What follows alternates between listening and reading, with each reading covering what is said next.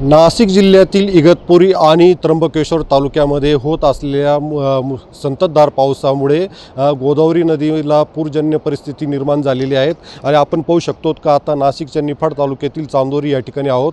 या ठिकाणी ही गोदावरी नदी जी इतर ह्या पूर पाण्याने या ठिकाणी प्रवाहित झालेली आहेत आणि या ठिकाणी जर आपण बघितलं तर मोठ्या प्रमाणात जलपर्णीचं साम्राज्य होतं आणि ह्या जलपर्णीच्या विळख्यामध्ये या ठिकाणी नदी पात्रामध्ये जे काही हेमाडपंथी मंदिर आहे तर हे संपूर्ण झाकले गेलेले होते। मात्र आता या जे काही पूर पाणी आलेलं आहे तर ह्या पूर पाण्यामध्ये सर्व जलपर्णी जी तर ती वाहून गेलेली आहेत आणि या ठिकाणी ह्या गोदावरी नदीने मोकळा श्वास घेतलेला आहे।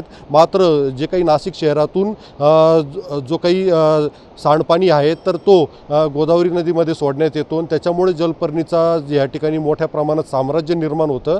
तर ह्या सांडपाण्याची वेगळी व्यवस्था करावी की जेणेकरून जलपर्णी पुन्हा या ठिकाणी तयार होणार नाही आणि ह्या जलपर्णीमुळे मोठ्या प्रमाणात डासांचंही साम्राज्य निर्माण होतं आणि चांदोरी येथील नागरिकांच्या आरोग्यावर परिणाम होतो। त्याच्यामुळे महानगरपालिकेने याची सांडपाण्याची वेगळी व्यवस्था करावी अशी मागणी या ठिकाणी चांदोरीकरांच्या वतीने करण्यात येत आहे। उमेश पारीख, TV9 मराठी, चांदोरी, नाशिक।